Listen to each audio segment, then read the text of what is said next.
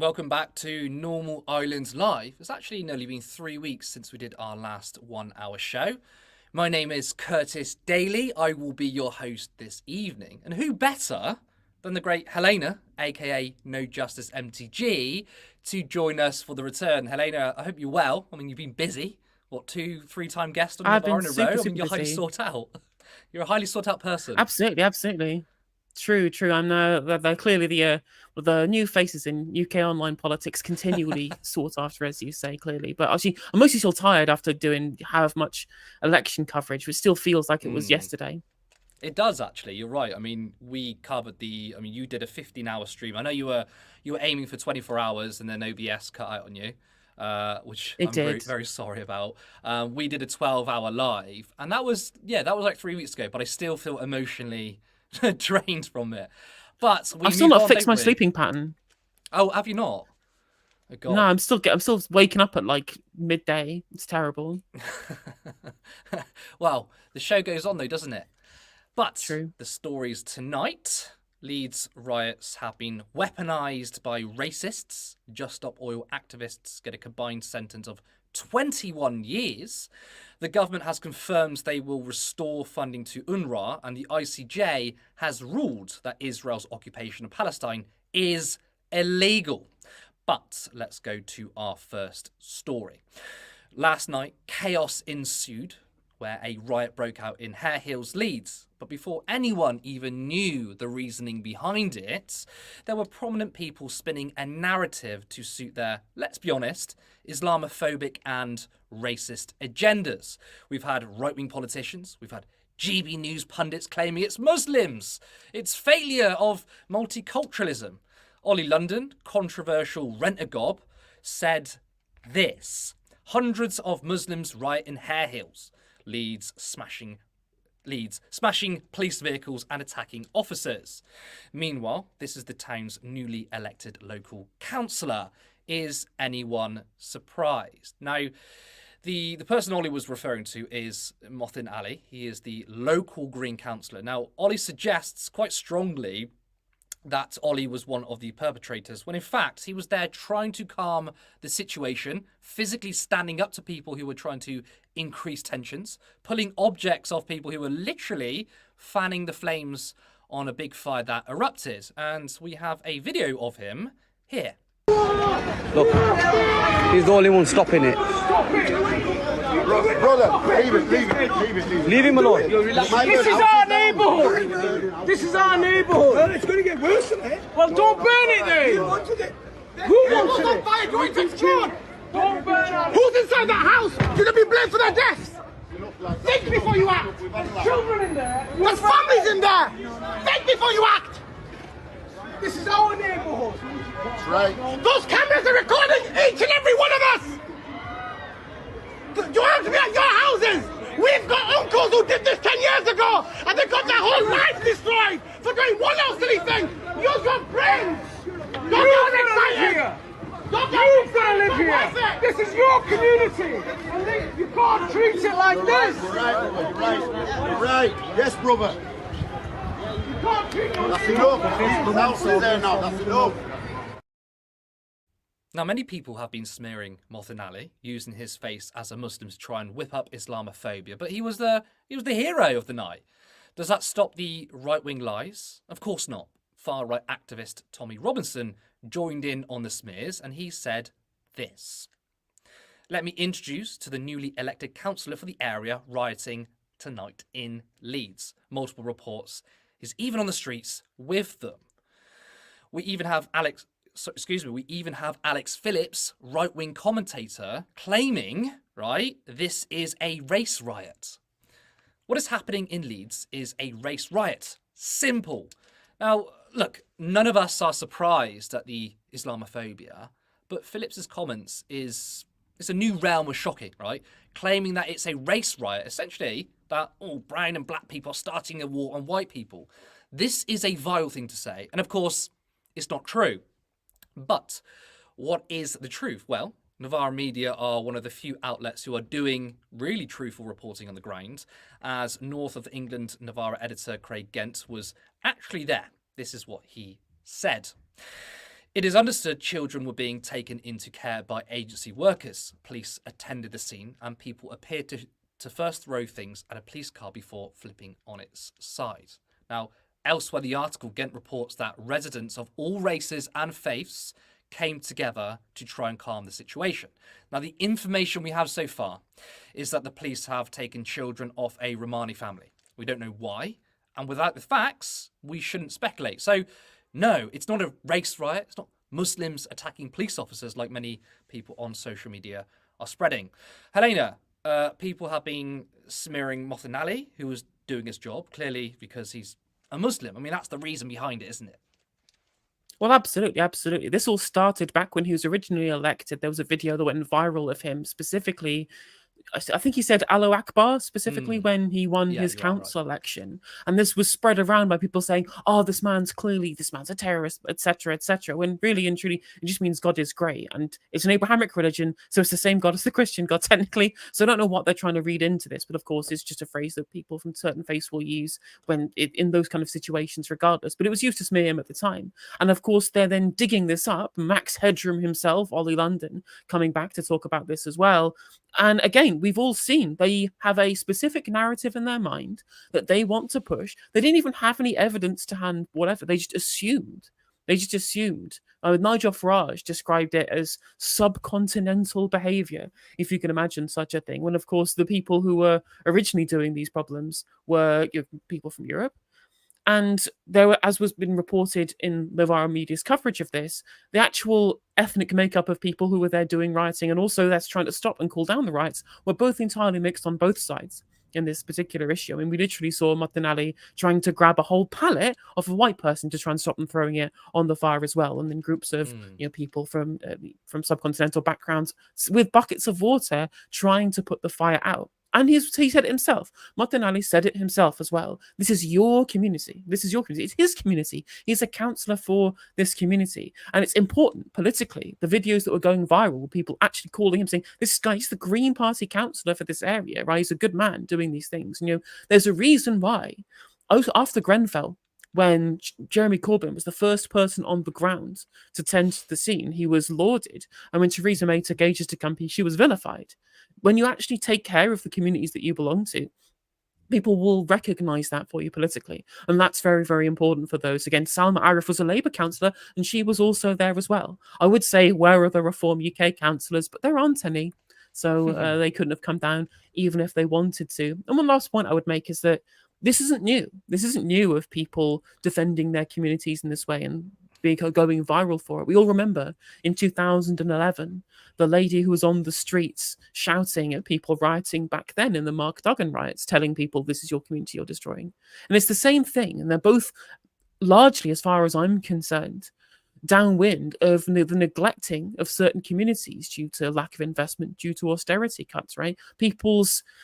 People can only get into these positions to feel like it's necessary to do these things if their material conditions have been deteriorated so much they feel like they have no other choice. I'm glad you brought up the earlier video. I think it was before the general election. It was after, actually, it was the local elections, wasn't it? With Mohsen Ali saying Allahu Akbar, and obviously people are losing their minds, and it literally means God is great. It's no different from a Christian saying, I love God, whatever it is. And obviously the dog whistle there is, well, Muslims are dangerous. Now, some people, to move on from that, people criticise Mohsen Ali by saying, and you brought up that point of austerity and investment. He says the community needs investment. They were saying to him, hold on a second, residents in your community are acting violent, they're attacking the police, they're trashing the place, and you make a political point of investment. Obviously, I disagree with that. I think, places that are left behind does need that. But I want to ask you, do you think, obviously, what specifically happened here, we don't have the full facts, but what drives people to such extreme measures in this case? I mean, do you have a kind of analysis behind this, why these things happen? Even if it seemingly doesn't seem like it's connected to austerity, why do people take such extreme measures? I mean, it's the thing that sets the stage for community discohesion to take hold so that something that does happen can snap and create these issues. So, for example, in this case, I believe, as you said, it was somebody having their children taken away by social services and then the authorities not properly interacting with them that led to the anger bubbling over.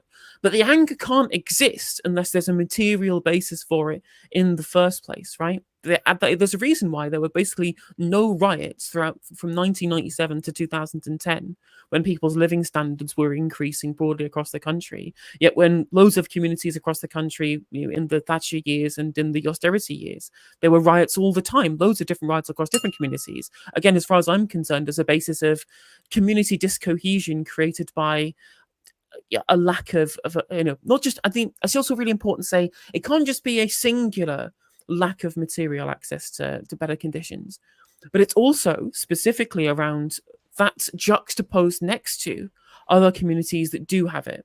It's relative poverty and things like this that cause increases in crime, because that's the differential that matters. The difference between, especially when you looked at, for example, the riots in London, people living on poor council estates on one end of the road and £1 million mansions on the other.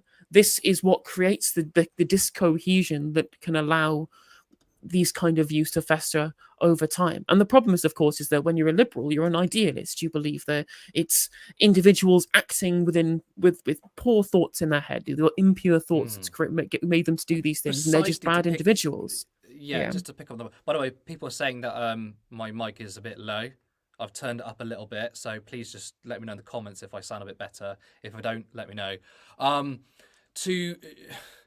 To pick up on the liberalism thing, which is quite funny because you wouldn't ever sort of merge the far right and liberalism if we're playing wordplay. But the analysis behind it is exactly the same. Liberals don't have a class understanding, so they'll just think, well, it's ideas that drive the world. And then the right wing or the far right either ignore the class analysis or they don't have one either, and they think it's simply culture. That is their politics, isn't it? Which is why, I mean, it's fair to say when you see people like Ollie London and Alex Phillips saying, it's to do with the failure of multiculturalism.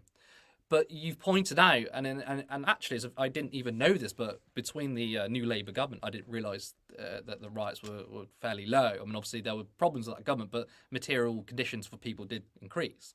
But given that right-wing pundits are quick to say that multiculturalism's failed, it seems that people from different backgrounds and faiths came together to try and restore order in Hare Hill. So I understand what you're saying in terms of austerity, in terms of funding, that can break down community cohesion. But actually, in the face of what happened last night, we have people from all different backgrounds come together. That's a pretty good thing, right? And that's where right wingers, that's what they get wrong.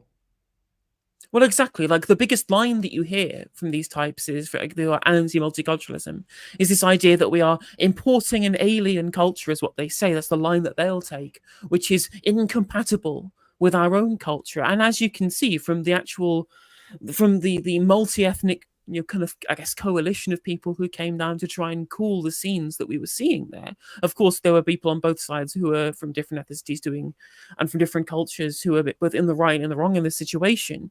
But it shows that this idea that culture is this immutable basis for a values set, and whether they can be incompatible or not, is completely blown apart by what we saw both now, and of course what we've seen back in 2011 as well. And what does it come back to? Of course, the really important thing here is material conditions. Which communities are in worse material conditions in this country? Broadly, as we've seen, it's ones with larger proportions of people from the immigrant backgrounds, because they get left behind. They deliberately get left behind. They have fewer recourse to public funds. Some would say, of course, but very justifiably. But unless you have proper investment broadly in communities, rather than having that stripped away, that's going to lead to unfortunate tensions arising. But as the right wing, especially like the conservative right wing, don't have a material basis for their analysis of what happens throughout society, they can only fall back on their understanding of culture.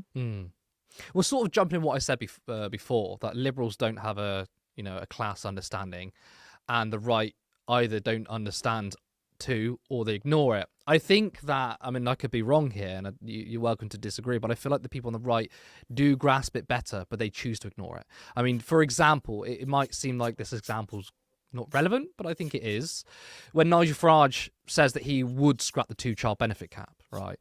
I think you see movements in Europe, right? Some right-wing parties are starting to support more interventionist economic policies. So I do think that the right does grasp material dynamics and class politics, but obviously they don't care about the working class, so they push the culture wars on people, whereas liberals kind of don't understand it. I mean, would you say I'm in the ballpark there, you think? I think that's reasonable. I mean, we've seen far-right movements essentially come out of left-wing movements throughout, like, the early kind of 30s. And look at Italy, for example, very specifically. Mussolini was somebody who came from a left-wing background who then moved to the far right. They have an understanding of collectivism. Like, that's the one thing that the right and the left share, is they have a collectivist understanding of the world rather than an individualist one. It's just the culture and ethnicity and national focus of the right is completely antithetical to the class-based analysis of the left. I think you're right in that. But of course, I think when I look at people like Nigel Farage supporting more interventionist policy, I think this is more out of a desire to appeal to broad consensus among what people want on economically, rather than some grand plan to fix people's material conditions, if you know what I mean. I do indeed. I think I've fixed the mic. So again, please, viewers, let me know if it's been fixed. This is what happens when you're still running on a budget. I'm not going to appeal to our patron just yet, but we're going to move on to our second story. Just Stop Oil activists have been handed a combined sentence of 21 years for, wait for it, planning a protest. The 5 activists were arrested after planning a protest via Zoom. The founder of JSO, Roger Hallam, was given 5 years. Activists Lucia, Cressy, Louise and Daniel have received 4-year prison sentences. Now, what law did they break? The JSO protesters were convicted of conspiracy to commit public nuisance under Section 78 of the controversial Police Crime Sentencing and Courts Act, which was criticised as a wholesale attack on the right to protest. It carries a maximum 10-year sentence. So the maximum is 10 years. What does our legal system say about other crimes? Average sentence for violent crime equals 1.7 years. Average sentence for the JSO activists equals 4.3 years. Now, as you can see, robbery, drug and violent crime are on average given softer sentences. I'm sorry, but this is truly shocking. But let's take a little look into Christopher Eyre, the judge that handed those sentences to the activists. Deliberately crashing a car into the gates of Downing Street and possessing indecent images of children. A suspended sentence. On-duty police officer having sex in a patrol car with a vulnerable woman who he'd offered to drive home after she was ejected from a nightclub. Suspended sentence. Failures contributing to the spread of a fire in which 2 women died. A £40,000 fine. Charging refugees for legal work despite having been struck off. £2,858 fine, but participating in a Zoom call as part of a successful campaign to stop the UK government licensing new oil and gas, thereby saving many lives, 4 years in prison. But let's not forget this one. Paedophile that drugged school children and used them to masturbate gets 12-month suspended sentence. Helena, why are activists who are trying to save the planet given 5 years in prison for a Zoom call planning to protest, which is just about legal these days, but violent crimes, robbery, are given softer sentences on average? I mean, this was a deliberate desire by the Conservative government, essentially to punish Just Stop Oil specifically. The way that they had worded and given the sentencing guidelines for this very specific crime, the conspiracy to commit public nuisance, which again, the public nuisance offence that they tried to do here was specifically related to things like blocking traffic. So they've essentially concocted this entire criminal offence to pick on one specific group, which is quite a new kind of precedent they've set in terms of the kind of legislation that they'll pass. And of course, the kind of legislation that Labour have said they're not going to be rolling back. is quite draconian, incredibly authoritarian. But the sentencing guidelines, I believe, is up to 10 years that you can get for up to 10 years. The sentencing guidelines for rape are 4 to 19 years. So that's a similar kind of length of sentence they're looking to be handing down here.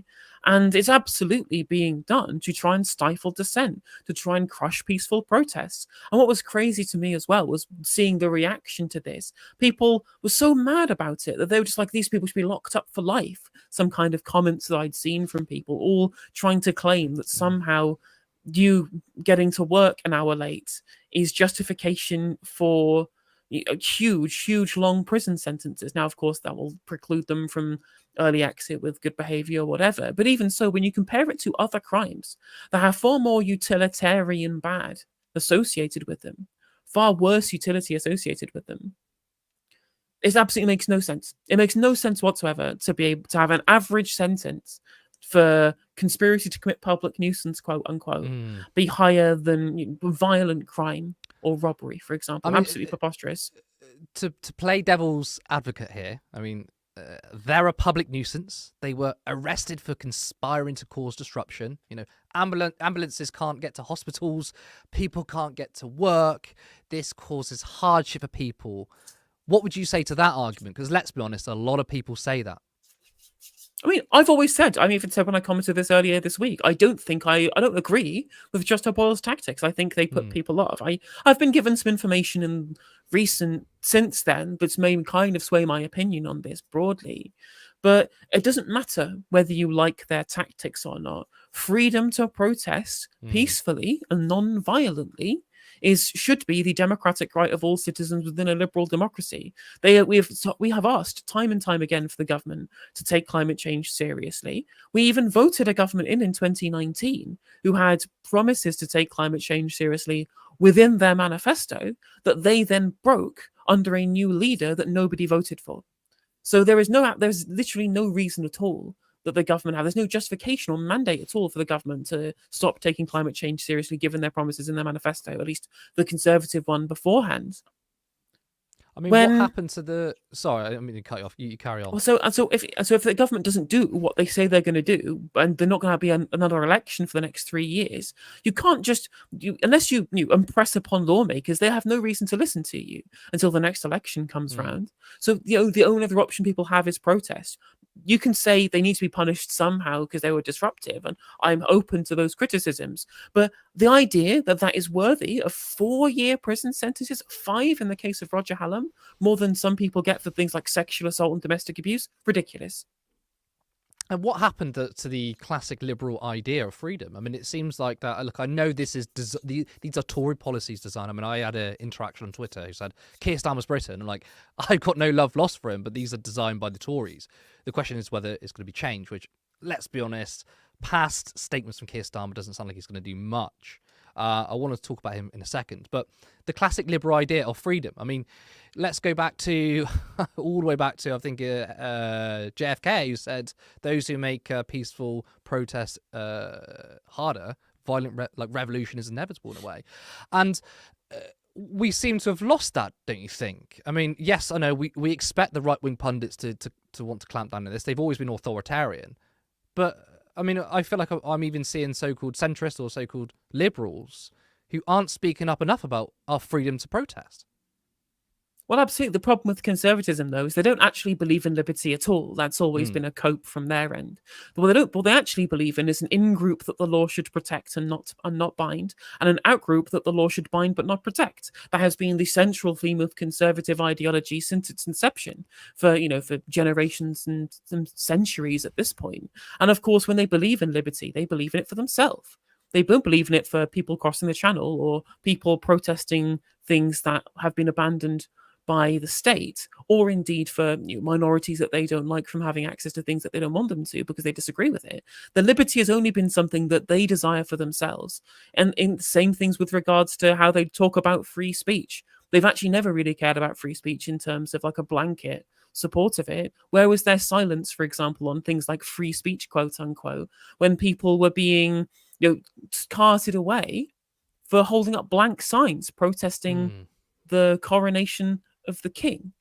They don't believe in liberty. They never have believed in liberty. It's always been an absolute cope. And really and truly, what they do believe is in personal freedom for themselves, and taking away the freedoms of our group that they perceive to not be in the national interest. So I want to talk about Keir Starmer here, because when some of the protest laws were brought in, I think it might be the crime sentencing bill, and people asked Keir Starmer when he was leader of the opposition, or when he was in opposition at the time, they said, are you going to scrap these protest laws, anti-protest laws? And he said, well, we're going to let them bed in, right? I think we know Keir Starmer's authoritarian tendencies, right? However, at the same time, quite surprisingly, he has announced that thousands of people in prison are going to be released.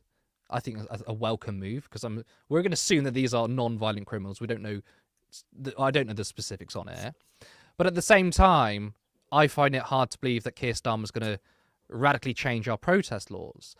That's a bit of a contradiction. What do you think? Do you think Starmer will actually change these laws? Do you think he's going to keep them in? Because let's be honest, his persona is quite authoritarian. Since he became Labour leader, or shortly afterwards, he seemed very strong against climate activists. You know, actually, he seemed more angry about climate activists than a bloody genocide, right? But again, I point to the fact that he has said that the government will release thousands of people from prison. So, and what do you think? I want to know, do you think he's going to change his policies on this, or and if he doesn't, where does this contradiction come from?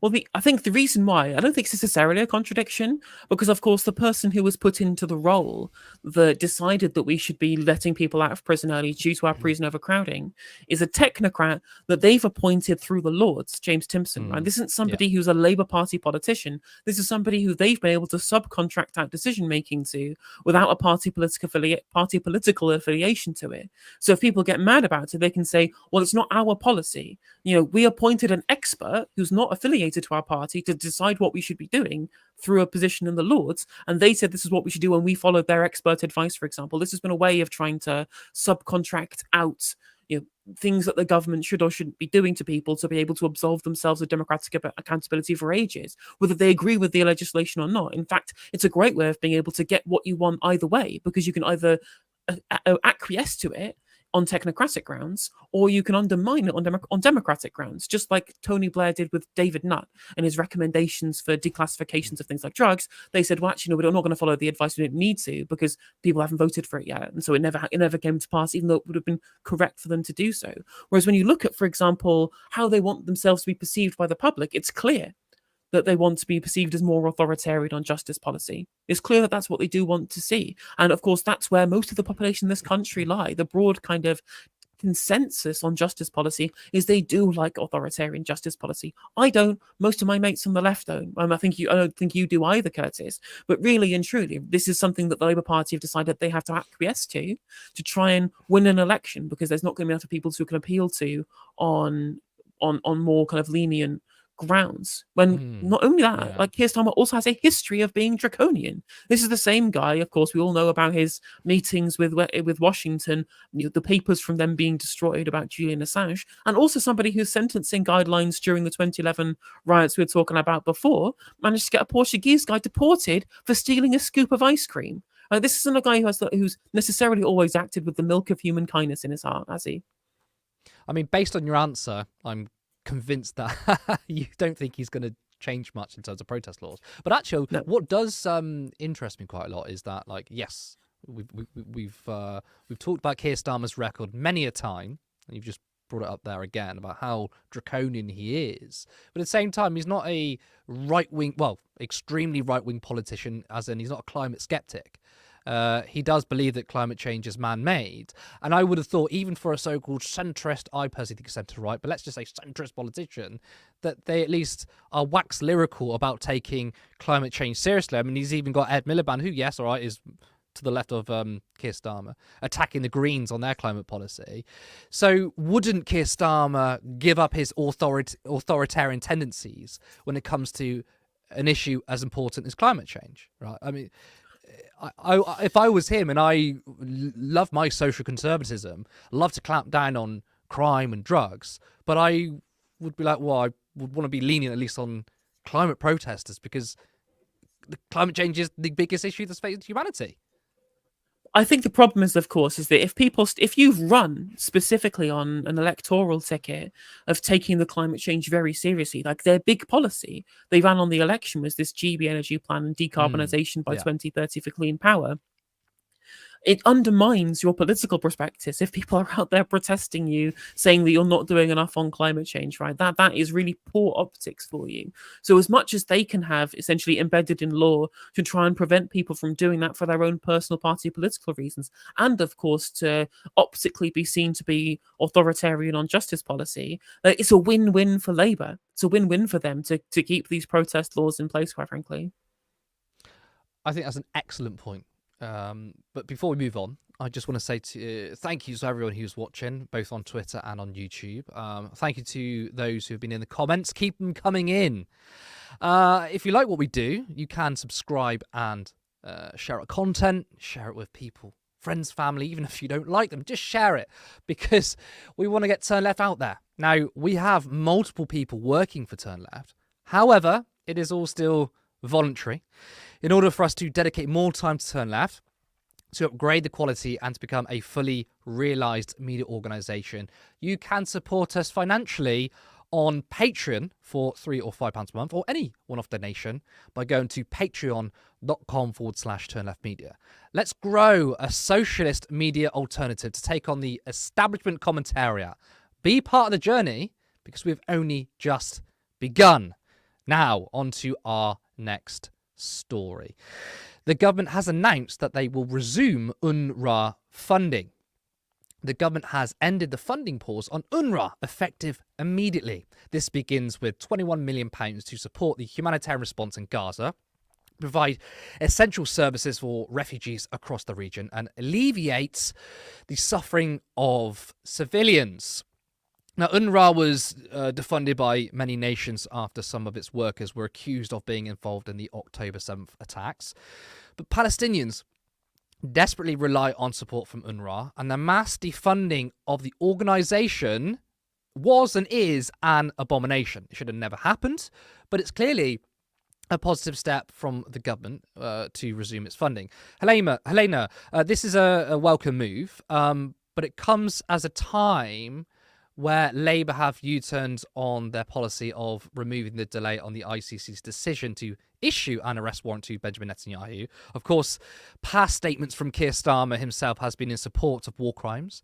Do you think the government has had a big shift in policy when it comes to Israel-Palestine compared to what they were saying in opposition? Or do you think this is a low-hanging fruit? You know, it's still not good enough and doesn't really change the fact that Labour are still very pro-Israel? Oh, we've lost Helena. I'm sure we'll get her back on soon. Our producers are working on it. It's just me now. I've got to talk for, a couple of minutes before until she's back on. Thank you again for those who have tuned in to watch us.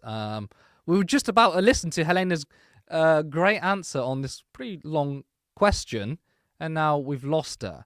Let's go to some comments then, as we wait for Helena. I mean, she may have lost out on her internet connection. Flow Snake, audio seems fine to me now, mate. Well, thank you. I mean, I think that is being sorted. You know what happens with our streaming software? Sometimes it switches the audio, so I think it's switched to my computer. And that's why it's quiet and echoey, but it should be all back on now. Stephen Calder, your election coverage was fantastic. Thank you so much, Stephen. It was tough. I mean, we did a 12-hour stream. If you didn't watch it, we covered the election results as it rolled in. 12 hours. But I didn't sleep, and many of us didn't sleep for 24 hours. One of our producers and contributors, Callum Taylor, I think he didn't sleep for, 48 hours? We were getting a bit delirious by that point. But it was fun. And next election, when we're our fully fledged media organisation, where we're working full time, expect the quality to be even better. Stephen Calder again, Curtis and Helena, the dream team. Oh, thank you so much. Really appreciate it. Me and Helena go way back, actually. I mean, we started our channels probably 4 years ago. similar sort of time, and yeah, we've been in it together since. Any more comments? Katie Marshall, what the actual fuck? That bill needs scrapped by Labour. Chances, chat. What are the chances, chat? I mean, if you ask me personally, I don't think it's. I don't think it will. I think Starmer. I mean, you heard from Helena. He would lose political capital if he eased restrictions on protesting, especially climate activists, because it's not a good look when you're supposed to be, bringing in GB energy and you've still got people pointing out that actually it's a crap policy. It won't address the issues of climate change. And if you don't know, GB Energy is not energy nationalisation. It is literally a private company to manage investments. It's basically PFI. Now, I'm hearing that we've got Helena back. Let's get her back in, shall we? Are you okay? We had a bit of a tech issue there. Yeah, my PC overheated and has now turned off and now won't turn back on. So I've just joined from my phone.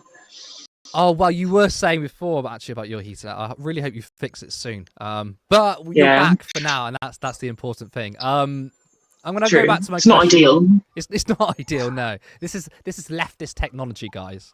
True. But let's go back to UNRWA. My question about that is essentially, it's a positive step from the government, isn't it? Right? I say it's a welcome move, but at the same time, Labour have U-turned on their policy of removing the delay on the ICC's decision to issue an arrest warrant to Netanyahu. And then you think about past statements from Keir Starmer saying that Israel has a right to cut off water and electricity. So my question to you is, do you think the government has had a big shift in policy when it comes to Israel-Palestine? Because, I mean, saying we will restore funding to UNRWA, I think it's a far cry to what the front bench was saying when they were in the shadow cabinet. Or is this just low-hanging fruit? It's not good enough, and it doesn't really change the fact that Labour are still pro-Israel.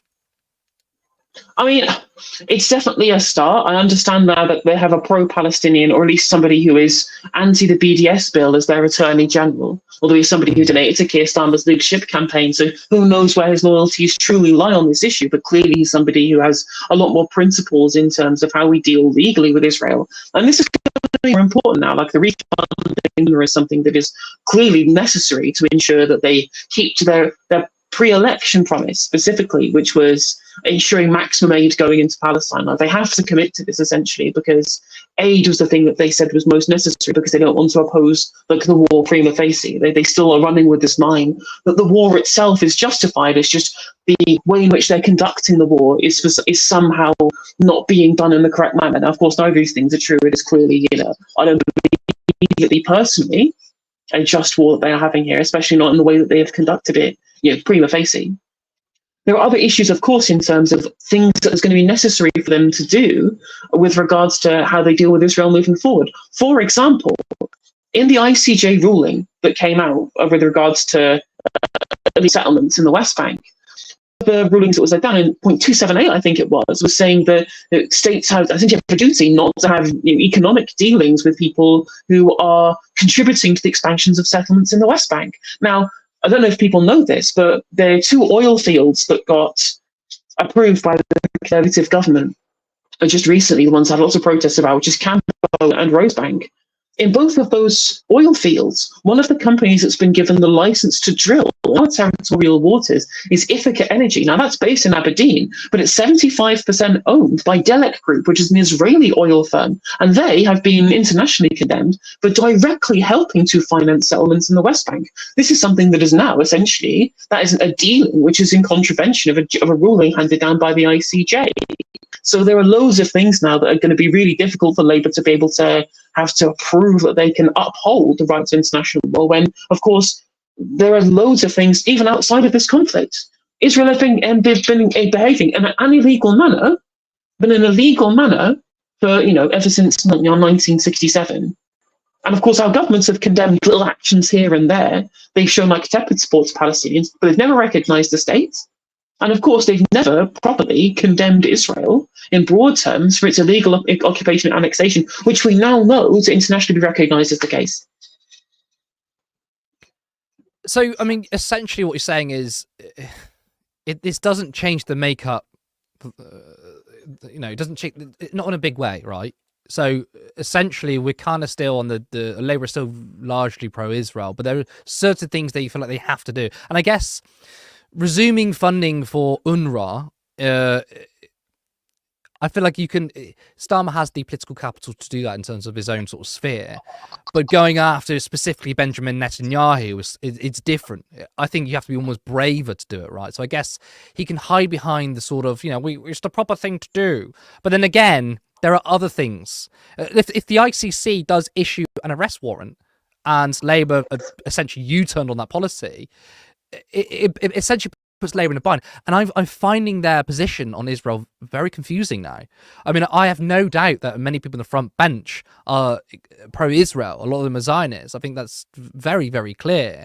But I'm struggling to see what Keir Starmer's trying to map out here. Is he just almost throwing chicken feed? I mean, I don't want to say that restoring funding to UNRWA is just chicken feed. I mean, it makes a whole load of difference to Palestinians. But in the wider picture here, it feels like it's low-hanging fruit, okay? So I agree. So do you think that's essentially Labour are sticking where they are, or do you think as time goes on, we may be able to push them, get more concessions out them? The issue, I don't think we'll be able to push them because, of course, unfortunately, one thing that comes over this is the fact that our foreign policy is still dictated to us by Washington. It's still dictated to us by the American State Department in terms of how we are allowed to set our broad diplomatic agenda. Because, of course, there are plenty of things that we can do, which, as you say, you describe as chicken feed, but in terms of like broad diplomatic policy, I agree, because plenty of countries throughout Europe are still giving money or resumed their funding to UNRWA as well. The issue, of course, is how we deal with things diplomatically. And, of course, if we did things like advocate for sanctions on Israeli leaders that they absolutely deserve, that's never going to happen. Of course, David Randolph shaking hands with Netanyahu earlier this week, sorry. So there really is, this kind of diplomatic barrier to what they can and can't do because of their desire, essentially, to appease who sets our policy, who sets our foreign policy, which is essentially just Washington, D.C., and, of course, to not break apart their diplomatic links with Israel, which are more important to them, the short-term political gain, which they definitely will get by acquiescing to the broad public consensus for support for the Palestinian cause, support for a Palestinian state, and opposition to specifically the war in Gaza that's happening right now, even if it's not necessarily broad opposition to the state of Israel, broad in terms of how it treats the Palestinians across the board. Now, we're going to move on to a final story of the evening, but it's still on Israel. The ICJ has ruled that Israel engages in systematic oppression of Palestinians and that the occupation is illegal. The ICJ said that Israeli settlements in occupied Palestinian territories are illegal under international law. Israeli settlements in the West Bank and East Jerusalem and the regime associated with them have been established and are being maintained in violation of international law, President Nawaf Salam said, reading the findings of a 15-judge panel. Now, the panel also said that Israel is engaging in racial segregation and apartheid. A number of participants have argued that Israel's policies and practices in the occupied Palestinian territory amount to segregation or apartheid in breach of Article 3 of CERD. Article 3 of CERD provides as follows, I quote, "States parties particularly condemn racial segregation and apartheid and undertake to prevent, prohibit, and eradicate all practices of this nature in territories under their jurisdiction." Sorry, we're just doing more tech stuff. Now, Benjamin Netanyahu has responded to the verdict, and his response was, and I quote, Netanyahu lashes out at ICJ lies, says the Jewish people do not occupy their own land. I mean, it's a pretty remarkable thing to say. When Palestine has been occupied by Israel, the land belonged to the Palestinians. But it doesn't end there.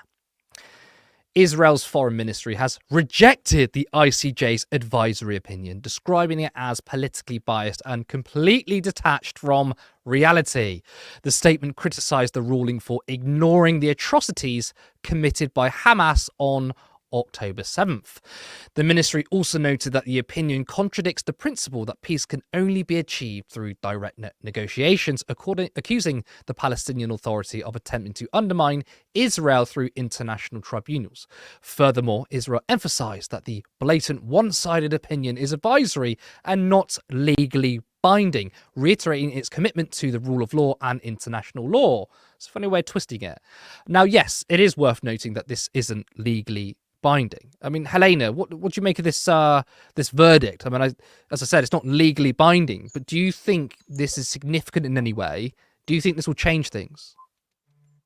And it certainly will, as I said before, it'll have to impact how countries in the West deal with Israel. Like the ones that sign up to the ICJ, things like sign up to the Rome Statute, for example, they'll have to be far more cautious in how they do dealings with Israel. For example, like in terms of how we deal with Israel economically, I was going back to what I was saying previously. There are so many economic dealings that we'll have that are going to have to be scrutinized based on how people are actually interacting with people who could be perceived or can have links to influencing or funding increasing settlements in the West Bank. That's something that Western governments are going to have to contend with now that they have a ruling down from the ICJ. I guess if it's not necessarily binding, at the very least it puts pressure on the internal democracies of these countries, when there is now clear evidence coming from the highest court in the world that these things are indeed the apartheid that they've obviously been called this by Human Rights Watch, B'Tselem, all of these people like that, and Amnesty International have described it as such for many, many years now. What I find very funny, though, was in Israel's response to this was like, well, this judgment clearly doesn't recognise the atrocities that Hamas committed on October the 7th. I'm like, mate, this isn't about October 7th. Again, you're too busy, essentially, for all Western audiences trying to obfuscate any criticism of their historic policy by trying to claim that, well, the only reason why we're in this position is because of October 7th. I'm like, no, the reason we're in this position is because of 50 years of occupation. 1967, you illegally annexed these territories. And of course, one of the big rulings in this judgment is that temporary occupations in legitimate military campaigns can be justified, but long-scale occupations that essentially are de facto annexation are wrong. And that was the judgment that was made here. This goes way before October the 7th. You can't just hand-wave away all criticism of your apartheid today by going, what about October the 7th? There's complete, utter nonsense that we're seeing here. But of course, this does impugn the fact that we have supported this government. Western powers have supported Israel's apartheid regime for decades and decades with only kind of scant criticism. So when there were dealings in Lebanon in the 80s and in the 2000s, that there was ever any pushback from Western nations since 1967, really and truly, in terms of Reagan essentially calling down the assault on Lebanon and Thatcher getting rid of arms sales in the 80s, and of course Blair essentially having to step down over conflicts due to the Israel's 2006 war in Lebanon too. So they've been able to get away scot-free. But now that we have official rulings, we can put more democratic pressure on our own governments to acquiesce to a far more humanitarian foreign policy without continual accusations of anti-Semitism and criticism of Israel. The thing is, though, the ICC, the ICJ have also mentioned October 7th. Okay, everyone condemns it, and I think it's another way of trying to just shift the narrative on this, shift the spotlight. But I think it's maximum gaslighting when you got the Israel ministry saying, well, this isn't legally binding, and we care about international law. So because it's not legally binding, they're not upholding international law. I'm like, fuck, that is gaslighting to the maximum. What do you think the response from our government will be? I mean, earlier we spoke about Labour, delaying. They're still going to delay an ICC arrest warrant to Netanyahu. We spoke about how Labour have tied themselves into a knot. But Starmer wants to be a man who cares about international law. His government is happy to restore UNRWA funding. But will he go as far as to correctly point out that Israel is committing war crimes? I don't think they will. No, again, it'd be too far away from the American State Department's line on this. I mean, maybe that'll change coming in the future, really and truly, but there's too many connections to people who have a material interest in protecting the state of Israel within the Labour Party at the moment for them to go that far. I think we'll only get away, as far as they're concerned, with what they need to do to win back democratic popular support, rather than what is good or what is right, or is indeed what was in international law. Otherwise, why would they be continuing with this opposition to the ICJ arrest warrants? Why would they still not have called off arms sales to Israel when we already know from the Alicia Kearns leaks that the government have been given recommendations that they should, or the previous government were given recommendations that they should, let alone this one? So there are plenty of things that they could have done. They could have promised you, they could have intimated they were going to do before now that were clear as day without this ruling. And the fact that this has come, I don't think that will necessarily push when we all know that our foreign policy decisions are made elsewhere. But it's very interesting to see what the government response is. But it is obviously down to Washington. I mean, let's be honest, we seem to follow the US foreign policy. And I guess it also hinges on the election in the US. I would like to ask you about, look, let's say Donald Trump becomes president, right? And essentially he has to keep that special relationship with the US. But at the same time, you've got Donald Trump, who is, I would say, more pro-Israel than Biden. He's going to do things and say things that are even more extreme than Biden, I think. So what do you think Keir Starmer, someone who wants to be the central, the adult in the room, how do you think he's going to handle a Donald Trump presidency, again, who I think is more pro-Israel than Biden? I mean, we've seen in the statements that have been made by cabinet ministers already about the common ground they want to find with JD Vance and how they would essentially kind of disassociate themselves with previously very antagonistic comments that they've made about Donald Trump when they were in opposition. I think they'll absolutely acquiesce to the things that Donald Trump wants when he's in power. I don't think they'll provide particularly strong opposition. Otherwise, why would they be deliberately making very clear and open public statements, essentially to the tune of, well, we'll try and find whatever we need to work with Donald Trump. We should work with Marine Le Pen on the small boats issue, right? This isn't somebody that we can just always take the most progressive line. Well, the progressive realism is wanting the world as it's at, which essentially just means that we'll go with the American State Department line, whether or not there's somebody progressive in the presidency or not. All very, very true.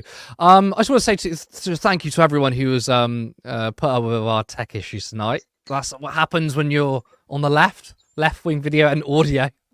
But that is all for tonight. I want to thank everyone who tuned in. And once again, of course, I'd like to thank Helena for her amazing insights. Now, make sure you subscribe to her channel. I'm sure a lot of you already have. You can follow her on all the socials. And also, she's on Twitch. The link is in the description. You can also support Turn Left by subscribing to us and sharing our content widely. Get our name out there. And if you like our work, you can support us on Patreon for £3 or £5 per month, or any one-off donation. Help us become full-time. Go to patreon.com/turnleftmedia. We will be back this Sunday for Normal Islands The Debrief, a three-way panel show going over the political stories of the week gone by. That is Sunday, 7:30 to 9:30 p.m. My name's Curtis Daly. Thank you, and see you next time. Patreon.com, Turn Left Media. Support independent media. Support social justice that's there on social media. Thank you. Turn Left.